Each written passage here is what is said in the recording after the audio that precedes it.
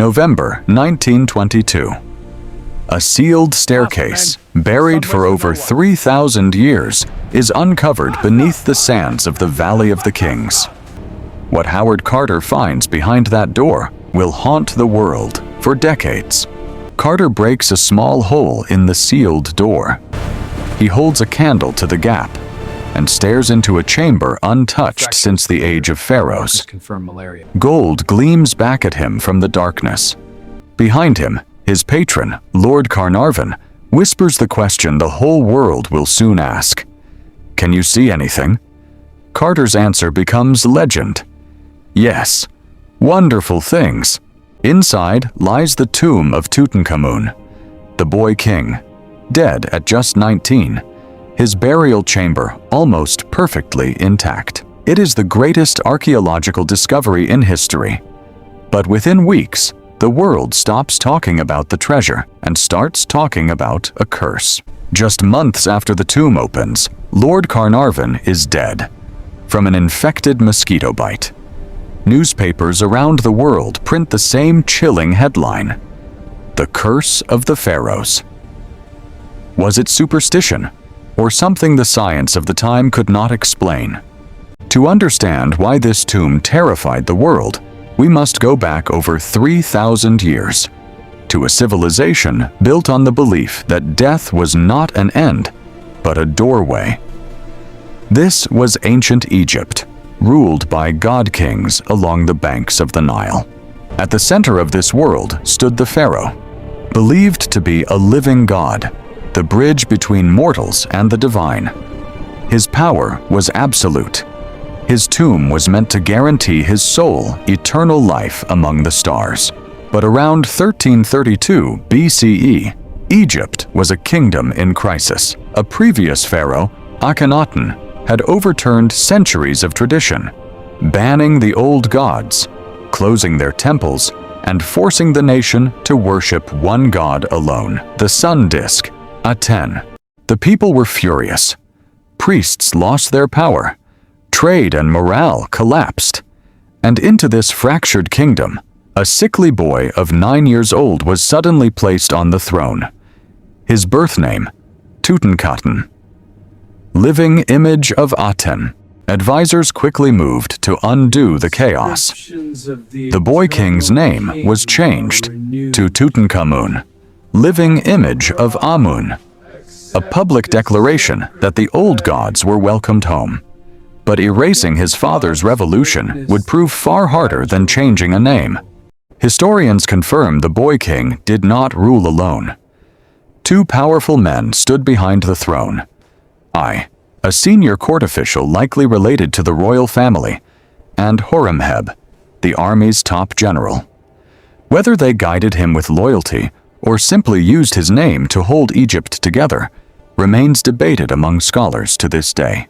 At his side stood his queen, Ankhesenamun, his own half-sister, following royal Egyptian tradition. Confirmed by tomb inscriptions, their marriage was both political and deeply personal. Together, they carried the fragile hope of restoring a shattered nation. A stone monument known today as the Restoration Stela records the young king's official decree. The temples would reopen, the priesthoods restored, the old gods honored once more. On the surface, Egypt seemed to be healing, but behind the palace walls, the young king's body told a different story. Modern CT scans and DNA studies, conducted centuries later, would reveal a frail, sickly frame, a club foot, evidence of malaria, and the likely result of his own parents being close relatives. Despite his frailty, the young king insisted on being seen as strong, hunting from his chariot, commissioned in art as a warrior and archer, but those closest to him knew the truth. Every day on the throne was a battle, simply to survive. In the 9th or 10th year of his reign, something changed. Palace records grow sparse, and historians agree the young king's health entered a sudden, sharp decline. What began as royal ceremony would soon become an urgent, quiet crisis behind palace walls. Court physicians tried every remedy known to them, herbal poultices, prayers to Sekhmet, goddess of healing and plague. But modern researchers now believe the young king was fighting something ancient medicine had no name for, a severe bout of malaria, striking a body already weakened by bone disease. For a brief moment, it seemed he might recover. Palace officials resumed daily business. Ankhesenamun allowed herself to hope. But in ancient Egypt, hope was often only the quiet before the final storm. Then, without warning, his condition collapsed.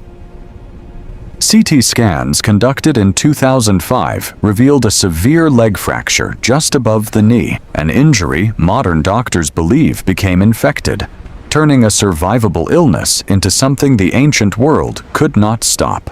Within days, the boy who once sat upon the throne of Egypt as a living god was gone. Tutankhamun died at only 19 years old. And almost immediately, a far more dangerous question began to spread through the palace. Who would rule Egypt now? Ancient Egyptian custom demanded 70 days of mummification before burial.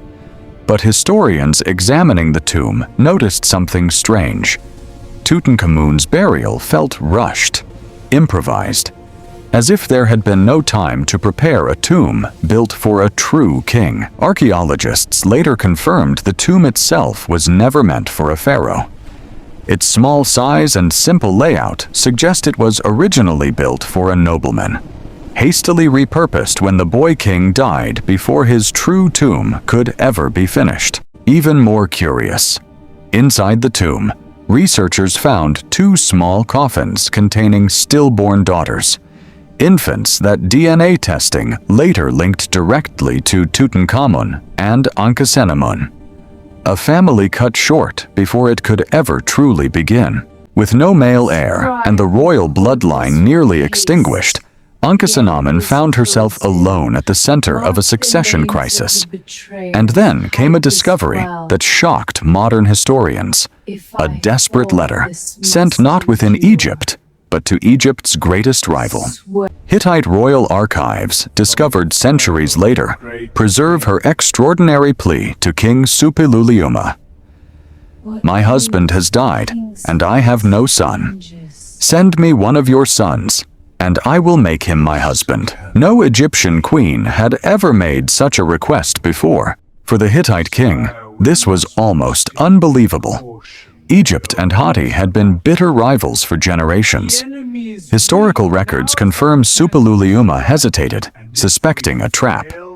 But the offer of uniting the 2 greatest powers of the ancient world was too tempting to ignore.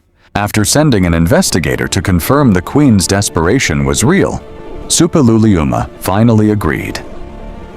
He dispatched his own son, Prince Zananza, on the long journey toward Egypt. A journey that would decide the fate of 2 empires. But in the Egyptian court, not everyone welcomed this plan. I and Horemheb had spent years consolidating power around the throne. A foreign prince arriving to become pharaoh threatened everything they had built, and everything they intended to keep. Historical accounts confirm what happened next, though the full details remain disputed. Prince Zananza never reached Egypt. He was killed at the border, his death recorded in Hittite archives as a devastating betrayal that shattered any hope of peace between the 2 empires. No inscription names the killer. No Egyptian record claims responsibility. But the timing left little doubt in the minds of many historians. Someone inside the palace had ensured the throne would never leave Egyptian hands. With the Hittite marriage plan destroyed, Ankhesenamun's last hope for an independent path vanished. Records of the young queen grow silent after this point.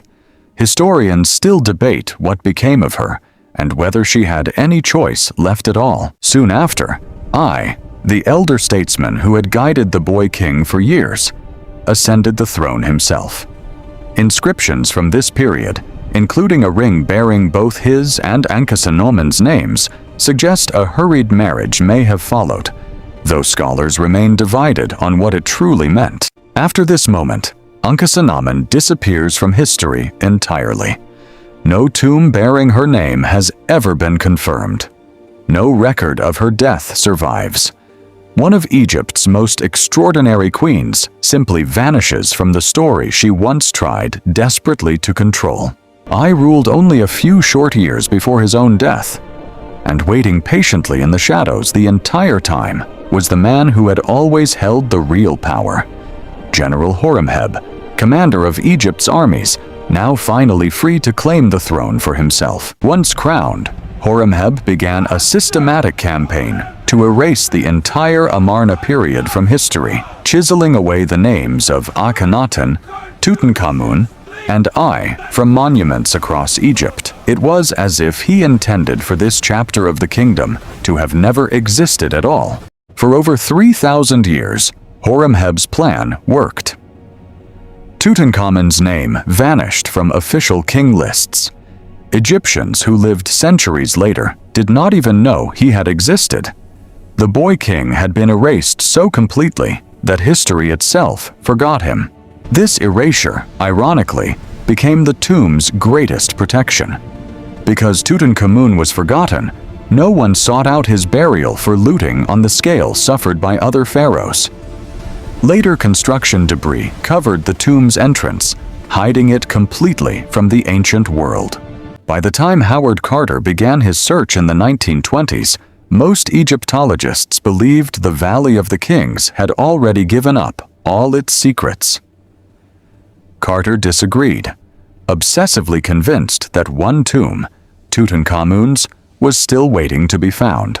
For nearly a decade, Carter and Lord Carnarvon funded fruitless digging, uncovering nothing but disappointment. By 1922, Carnarvon nearly withdrew all funding. Carter begged for one final season, and on November 4th, his workers struck the very first step of a buried staircase.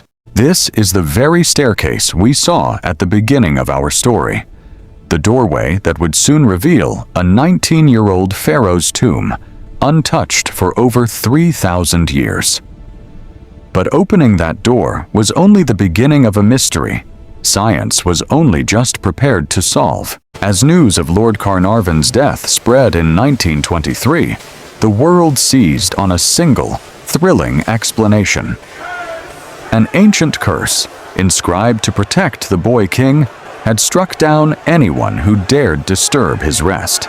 Newspapers claimed a hidden tablet warned, "Death shall come on swift wings to whoever disturbs the peace of the pharaoh."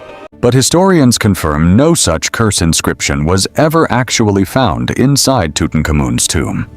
It was a myth, amplified by newspapers hungry for a sensational story.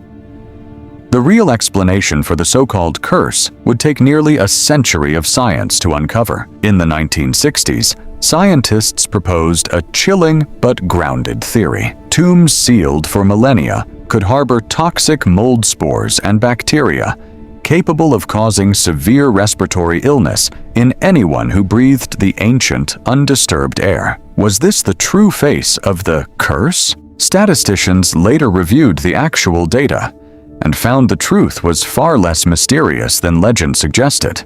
Of the 58 people present at the tomb's opening, only a handful died within the following decade.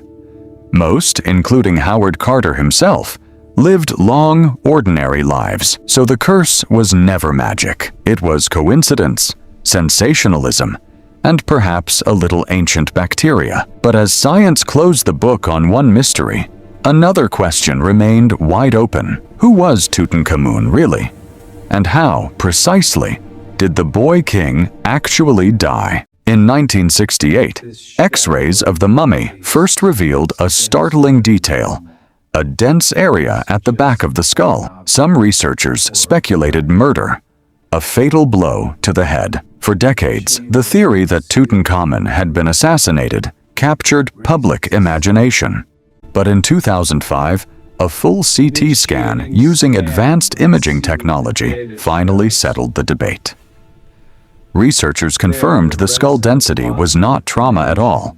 It was simply embalming resin, poured in place during mummification.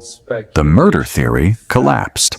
The same scan revealed the true, tragic cause: That severely infected leg fracture from scene 19, combined with a life-threatening case of malaria, his weakened body simply could not survive. No assassin, no conspiracy, just a fragile young man failed by his own fragile body.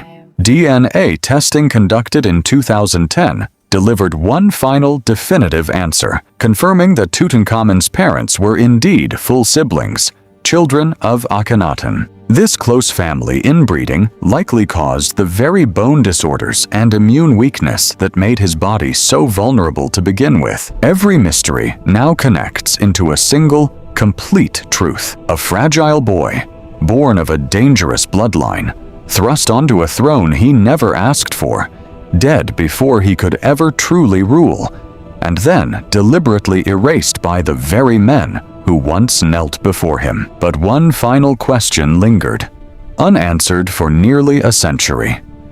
Who was the mysterious mummy discovered in a nearby unmarked tomb, designated only as the Younger Lady? Some researchers began to suspect she held the key to Tutankhamun's identity all along. The 2010 DNA study compared her genetic material directly against Tutankhamun's own. The results were undeniable. The Younger Lady was Tutankhamun's biological mother, and, astonishingly, also Akhenaten's own full sister. This meant Tutankhamun's parents were not simply relatives by royal tradition. They were brother and sister, both children of Amenhotep III. The very foundation of his fragile health was written into his bloodline before he ever took his first breath. With this final piece in place, the complete picture emerged. A boy born fragile from generations of royal inbreeding, raised amid religious upheaval, propped up by ambitious advisors, married to his own half-sister, dead by 19 and erased by the men who used him. Science had finally done what 3,000 years of silence could not. It gave Tutankhamun back his true story. Not a cursed king, not a murdered god, simply a boy, born into a broken world, who never had the chance to become the man history denied him. Today, Tutankhamun's golden mask sits behind glass in the Egyptian Museum in Cairo, visited by millions who come not for a curse or a mystery, but to look into the face of a boy who ruled an empire and never got to grow old. Horemheb tried to erase him. History nearly succeeded in forgetting him. But it was the very tomb built in haste, hidden by rubble, and buried in obscurity that preserved his memory more perfectly than any monument the great pharaohs ever built for themselves. In the end, the boy king teaches us something no inscription ever could: that power without freedom is its own kind of tomb, and that even the mightiest attempts to erase a life can be undone by patience, curiosity, and the truth waiting quietly in the dark. If this story moved you, remember, Egypt still holds secrets beneath its sand, waiting for the next question, the next discovery, the next truth to come to light. Subscribe to Dark Files and join us as we uncover the next mystery history tried to bury. Dark Files. The truth history tried to bury, uncovered. Subscribe and join us for the next mystery waiting in the dark.